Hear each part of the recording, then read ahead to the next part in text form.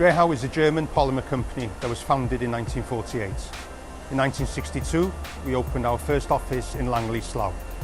Our Blaenau factory opened in 1979 and quickly became a key employer in the area. We mainly produce window profiles, but when the opportunity came to run REHAU, we took it. REHAU is a key product in the renewable sector. Moving our manufacturing to the UK allowed us to reduce our carbon emissions in the district heating sector by 29%. As a company, sustainability is part of our strategy and we invest in the future. Even the electricity we use here in Blaenau Ffestiniog is 100% renewable. Manufacturing of REHAU started in 2012. We held the launch event here at the factory for customers, trade associations, base, a local MP and a Welsh Assembly member. We started to produce in May 2012.